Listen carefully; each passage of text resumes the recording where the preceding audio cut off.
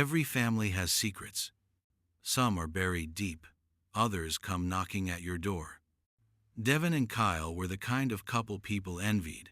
A sleek home in Atlanta, good careers, wine on weeknights, and weekend brunches with friends. Stability, routine, love, or at least the appearance of it. But life, as Devin knew it, was about to be dismantled. It started with a knock. And, when she opened the door, her past stepped through. Raven. Her sister, her mirror, and her mistake. They hadn't spoken in nearly 5 years. Devin had walked away from their toxic, unstable relationship, drawn a boundary she never expected to cross. But there she was, disheveled, emotional, desperate. "I didn't know where else to go," Raven said. Family obligation overpowered instinct. Devin let her in. And that was the beginning. At first, things were awkward but manageable. Raven slept in the guest room. Devin tiptoed around tension. Kyle tried to be polite, making coffee for two sisters who barely knew how to coexist in the same kitchen. But soon, Raven began to settle in. Too well. She lingered in Devin's clothes, wore her perfume, commented on Kyle's morning workouts. "You don't look like the married type," she teased one morning, eyes locked with Kyle over a cup of black coffee. Devin noticed. So did Kyle, though. He laughed it off. "She's just trying to get attention," he said. But Devin had spent her whole life watching Raven manipulate people, charming when she wanted something, dangerous when she didn't get it. At first, it was small things. Devin's lipstick gone, an old photo from her nightstand missing, her journals tampered with. Then came the gaslighting. "I never took it. You must be forgetting again. Maybe you're just stressed, Dev." Devin began to question her own sanity. Was she overreacting? Was Raven really trying to wedge herself between them, or was Devin just paranoid? But the line was crossed one night.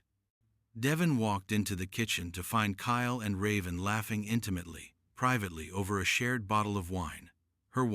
Her glass, her husband. That night, she confronted Kyle. He denied everything. "She's your sister," he said. "Don't you trust me?" But the truth wasn't just in what was said. It was in the looks, the silence, the slowly widening gap between husband and wife. Devin began to dig. She went back into old messages, emails, social media posts. She searched Raven's name alongside towns, rehab centers, legal databases. She found patterns of Raven showing up in people's lives, inserting herself and tearing them apart, always moving on before the damage could be repaired. Then came the proof. A letter hidden in a book on the shelf. From a man Raven had once lived with. It was torn, angry, desperate. "You ruined everything." She confronted Raven. Raven denied it all, of course. But her mask cracked just for a second, a flash of satisfaction in her eyes. That night, Devin told Kyle everything.